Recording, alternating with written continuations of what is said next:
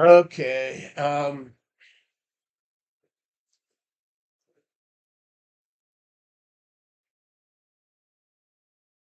don't wave it in my face then. May 12th, 2024. It's a Sunday. It's about 7 or 8 in the morning. It's a beautiful day out once again. And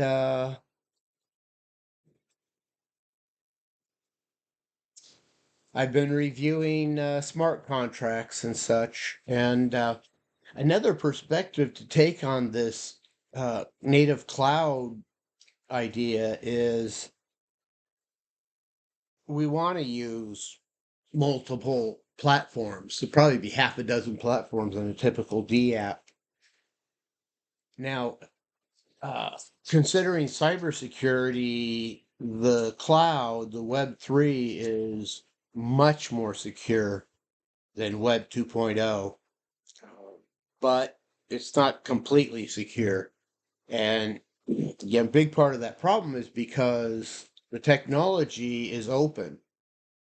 The transactions are open, so anyone can go look at them. Anyone can even go look at a smart contract, I guess. So that's pretty good for a hacker, but it's obfuscated, or the complexity level goes up so much more for Web3 that yes, it can be done, but wow, oh, like 1,000 times the effort for hacking Web 2.0 would be needed.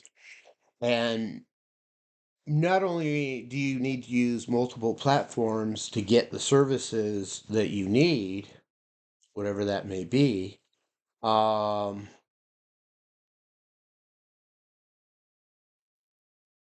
by, if you have half a dozen to a dozen platforms you're using in a D app, the hackers would, for the most part, have to be monitoring all of that,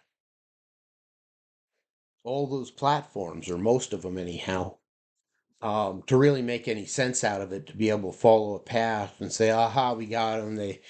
This guy went from here to there, and now we can get upset about it if we want. Um, but then, even more, I'm becoming more and more enthralled with the concept of proxy chains.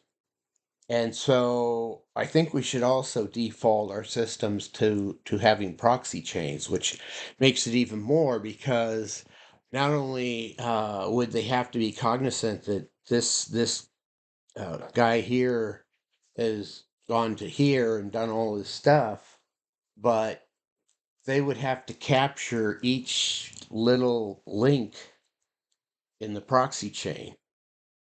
And the proxy chain is like a VPN on steroids. It's not just encrypting at the entry point and decrypting at an endpoint.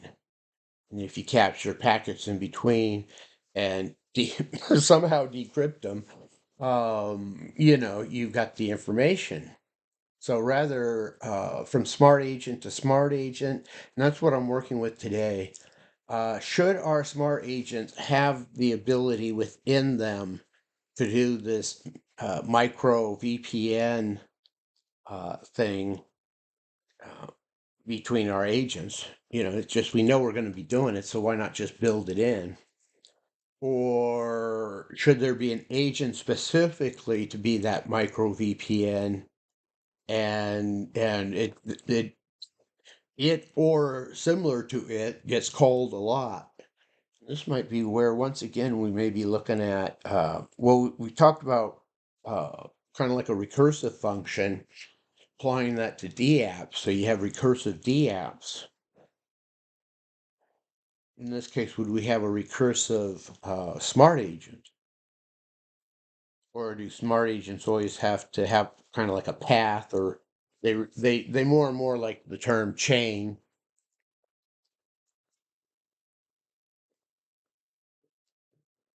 And that's another one of those problems with hacking. Well, not problem for hacking, those that are trying to protect from hacking, um, is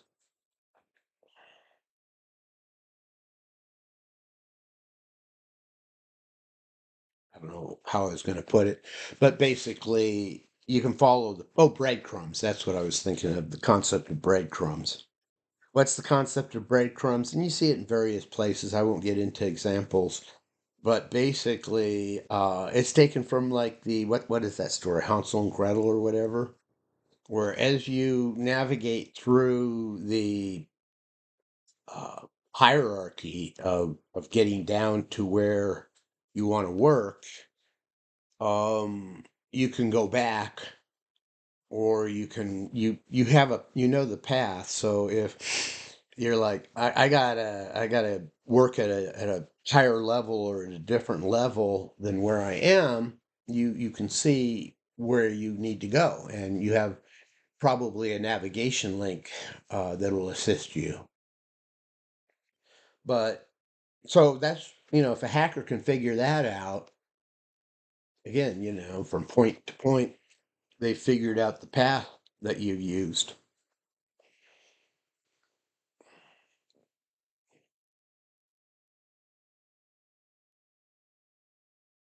So we want to be cognizant of breadcrumbs in our systems, and this kind of breaks that up, doesn't it? And especially if, well, okay, yeah, it's going to be really involved to put in the cybernetic feedback part, which is a requirement of AI.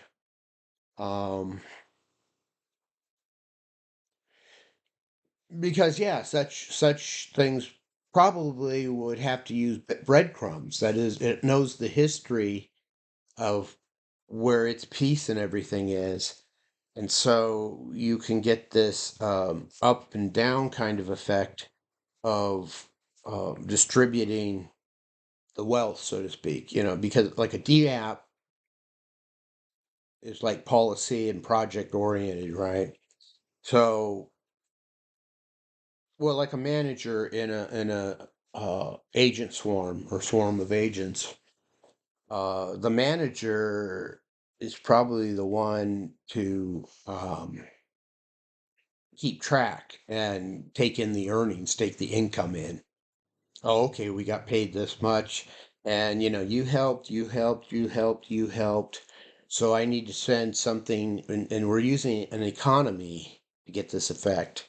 So, okay, you get this, you're paid this much, you're paid this much, you're paid this much, and that gets applied in a cybernetic feedback sense so that that agent needs to remember why it's getting paid and alter the weighted experience to start getting kind of a simulated intelligence, or maybe it's an alien intelligence. But anyhow, at some point, we probably start using the term intelligent to refer to it.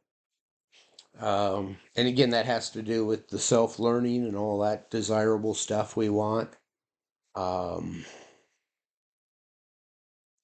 yeah, the AI will need guidance and training by humans until it gets to a point where it can kind of go mostly solo, and so you start getting a tendency that more and more the system is intelligent and tries to do it on its own, and if it runs into a problem or a barrier or whatever, it exception handles, kicks out to a human who then provides the national configuration and tweaking that's needed.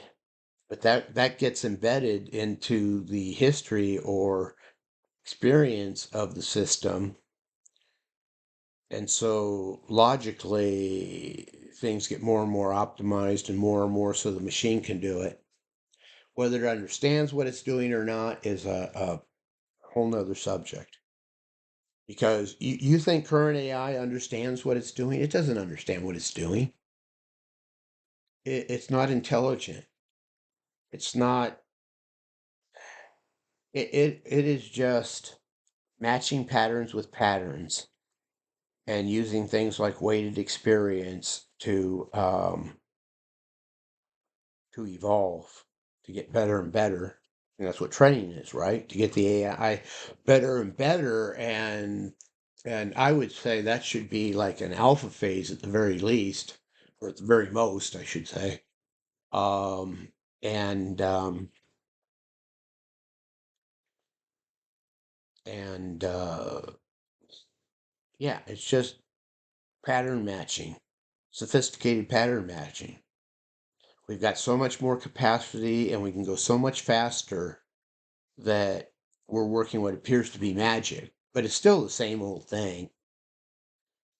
Like so many things in computing, it's not so much that the idea or the desire or the algorithm has changed. It's more that Moore's law has increased the hardware's capabilities.